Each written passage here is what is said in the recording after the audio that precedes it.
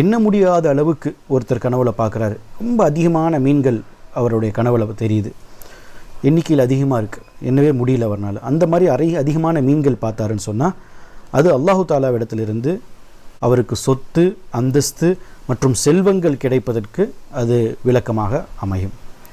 ஒருத்தர் கனவுல மிகப்பெரிய மீனை பார்க்குறார்.